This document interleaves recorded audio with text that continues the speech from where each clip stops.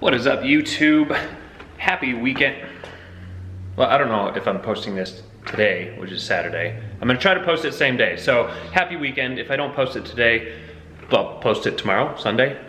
I don't know. Sunday we're filming some more stuff too. But today I wanted to kind of talk to you about this car right here. So the 240, if you guys have been following, for those of you that have been around as long as this channel has been around, this 240SX came onto the channel, made its appearance 4 years ago, okay? 4 years ago. It was a stock single cam KA 240. It ran fine, had a big ass oil leak, but it ran fine, it ran great. And I had to put a 2J in it. So for the next 4 years, we have been working on this thing and it has been a pain in my butt, okay? I feel like the last 2 years it's been sitting. The last 2 years it's been done, but just sitting because of an issue that we couldn't figure out. So remember this series, the 240 series, I said in 3 videos we're gonna have this thing started up and running. And it happened. Do you remember that? The 3rd video, it was running.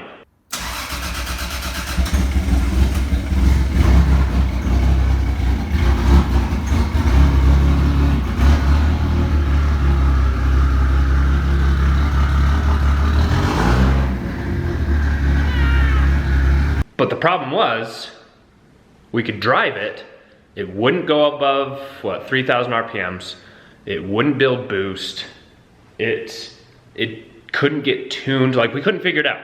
So we literally went through the entire harness and we did continuity tests on the entire harness just to make sure if the connections were wrong, if they were pinned in wrong, everything was fine. We tried to, we moved a couple things around that were like, you know, it'd be better in this spot or pinned out better in this spot. Tried to retune it again, nothing. So ultimately we had to tear apart the front end, and it turns out with the VVTi it's timed a little bit different, so the timing was off just enough that it just didn't work. And I'm actually surprised we did not bend a valve because of it. So yeah, the timing was off. Timing is perfect now, runs perfect, tuned. So we're pulling probably about 500 to 600. So depending on the gas, you know, the ethanol content, it's pushing about 600 horsepower. So, and I have this thing stripped. So this is like a go-kart. And if you want to see, these are the tires that it's running on. What are they, like 225s? 215s, okay? That is the little chicken strips that I'm running on with 600 horsepower on this thing. So as you can imagine, 0 grip. I mean, here and there, I'll get a little bit of grip once I like burn them up a little bit, and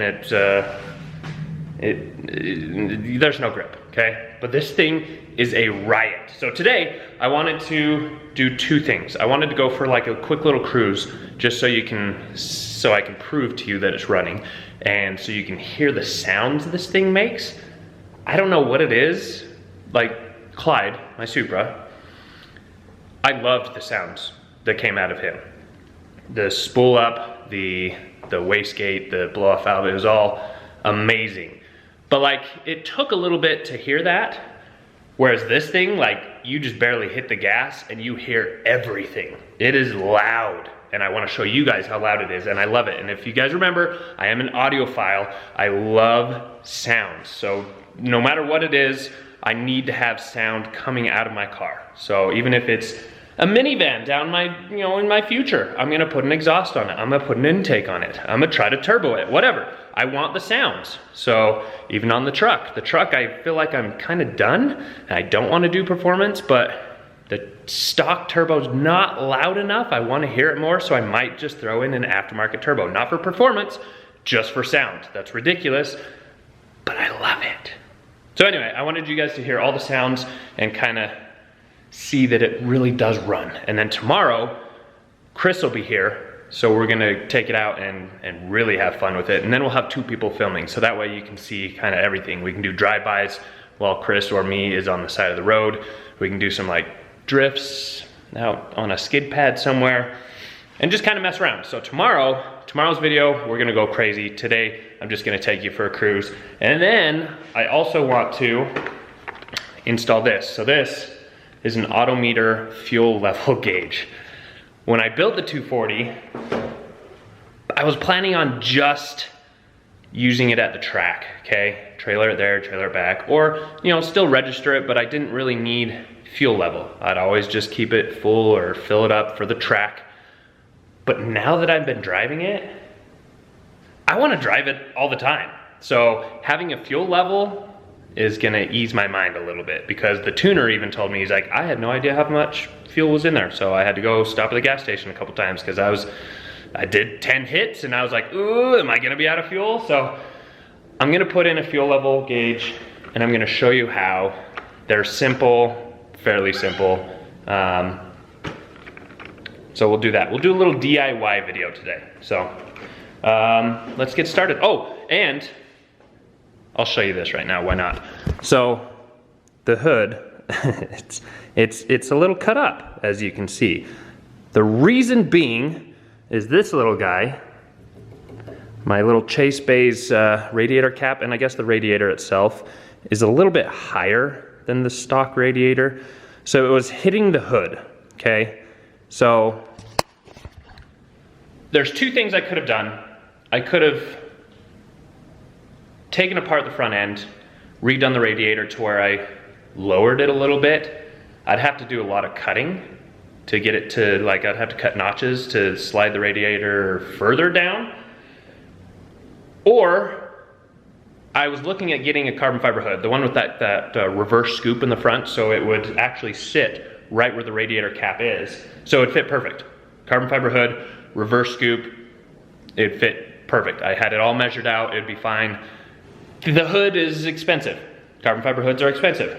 And I don't want to spend that money right now because money's a little tight. I keep buying tons of toys for this and the Viper, and so I decided to cut it. Why not? I was gonna get rid of the hood anyway once I got the carbon fiber, so I cut it to fit that front little spot, and I was like, it looks weird with just that one, you know, this little thing right there. So I was like, you know, I'm gonna just cut a design in it, and I'm gonna put mesh. Don't worry, it's not just gonna be an open hole. I'm gonna put black mesh on it, and we're also gonna wrap the hood. So it's gonna look clean and have the black mesh. And I put this extra hole right where the turbo is so you can see the turbo. And I've noticed, like, the non-symmetrical hoods are kind of a thing these days. So I'm not gonna match it over here. I'm just gonna leave one on this side. What do you think? Yeah? No? Yeah? No? I don't care. I'm still doing it, but let me know what you think. If you like it or if you think it looks horrible. And here's a sneak peek. This is what we're wrapping the car in. You can't really see it now. You'll have to see it in the sun, but it's sparkly. It's like a satin pearl color. So we're gonna have everything satin pearl, and then the rooftop's gonna be gloss black. So it's gonna look good with the purple and the black and the satin pearl. The red looks good, it does. It looks good, but this will be fun and more wrapping. You know, I love wrapping. I love getting super upset and frustrated with wrapping, so why not do another car? Anyway, let's get the gauge installed first, and then we'll go for a ride. No, let's go for a ride, and then we'll do the gauge after, because if I run into issues, I don't want to be frustrated to where I don't want to drive anymore. So let's go for a cruise.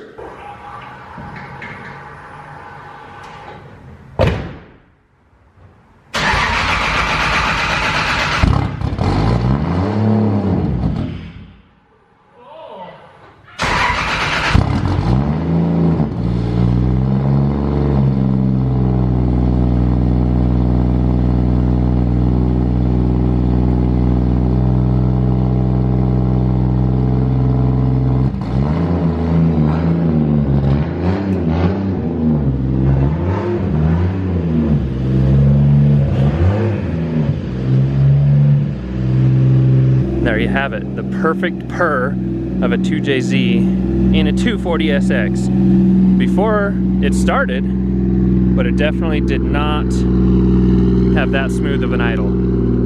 So let's go.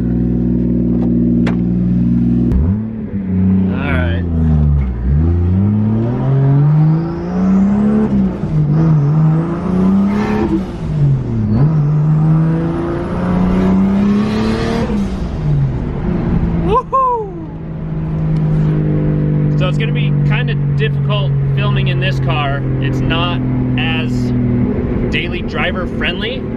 There's just so much going on. But I don't know, hopefully the camera mic can pick that up a little bit. Like that, I don't know. Just barely touching the gas, and this thing screams. The turbo is so loud. It's just like it's a little 62, 66 precision turbo. It comes on like a light switch. Like no matter what gear I'm in, as soon as we hit boost, traction is gone, and I love it. The diff on this thing is welded, so you can just feel yourself slide. I'm gonna cruise around. It's Saturday, so it's a little bit busy. I'm gonna try to find some streets that aren't as busy and do a couple pulls, maybe see if I can film myself sliding around a corner. We'll see. But this thing is so much fun. I was so frustrated with it that I was gonna sell it the second I got it running, but I don't know if I can now. This thing, it's too much fun. I have to enjoy it for a little while. What do you guys think? Should I enjoy it for a little while and sell it, or just keep it forever and keep bombing it and racing it and building it? What do you want? What do you think? So, another thing that's on this car that was not on Clyde, my Supra, is anti-lag. I don't know if you can see it, but there's a little button, a little silver button in the coin dish right here. That's my anti-lag button. Do you want to hear it? It's wonderful. All right, let's downshift.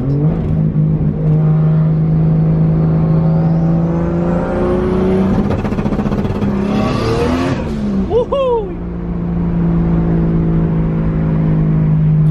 I almost need to do that when I'm like next to a wall, so it really bounces the sound off. I'll try to find a wall.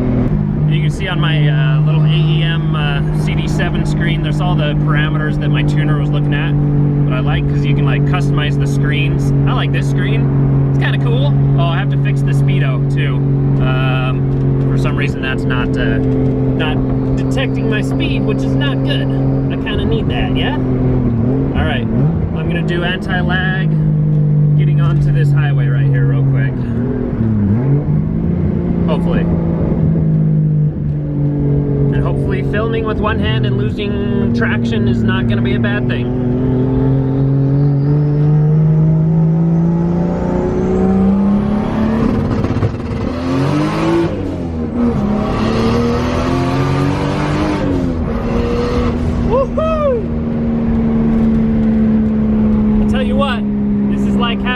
All over again, but in the go-kart version. I love it. Oh, I love it. I don't think I can get rid of it. I need to be a little more careful. That pole was right in front of this guy. Luckily, he's a 240 fan. He gave me a thumbs up when he drove by.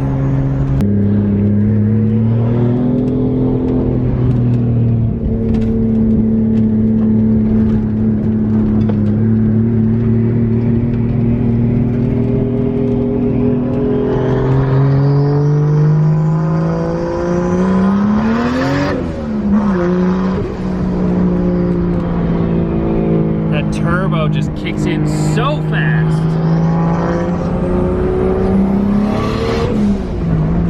Woo-hoo. That rear end gets so squirmy. Let's try that anti-lag again.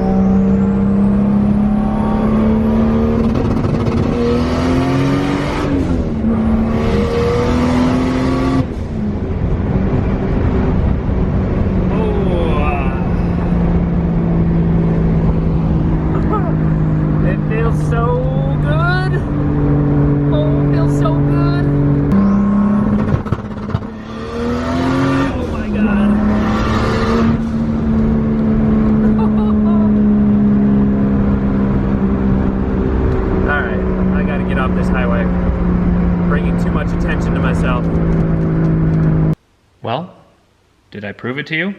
The 240 is running. It's not a lead on anymore. It's not a tease. It is running. It has anti-lag. It is fun. It gets zero grip. The only thing that we need to do is my tuner couldn't tune the two-step. I know, I need the poppy pop so I can get all the boys rushing over to the car to look at it. I needed to wire in a clutch switch, so I wired that in. I checked the speedo sensor and that's wired in, so he just needs to look at that, so I'll have my speed and then I'll get the poppy pop that everybody likes. I'll have the two-step and then I can go win some competitions like Clyde used to for me.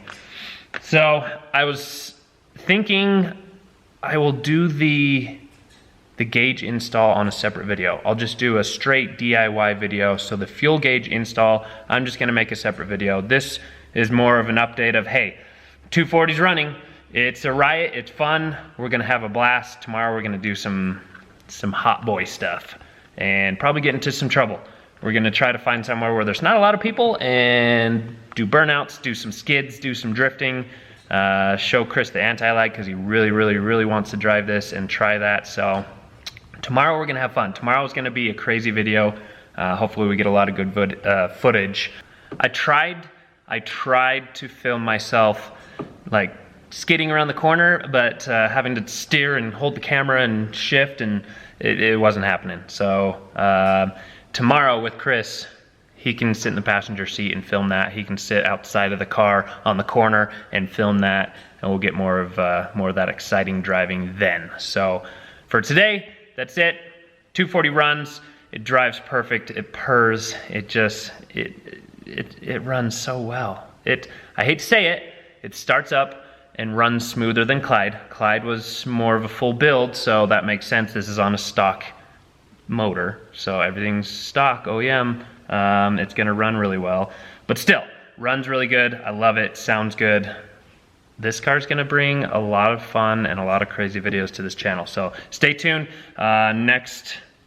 Next is the crazy driving. So tomorrow Chris is coming over, we're gonna get some good footage, and then I will post a DIY video on how to install a fuel gauge. It doesn't necessarily have to be just a fuel gauge. It's pretty similar to most gauges that you'll install, just the routing is a little bit different as far as what you're monitoring.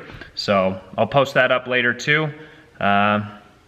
Thanks for sticking around and finally seeing this 240 running. I can't wait for this chapter of the channel. So hit that thumbs up if you liked it, thumbs down if you hated the video, subscribe, hit that notification button so it lets you know when I post these videos. That way you can see it first. I'll see you guys in the next one.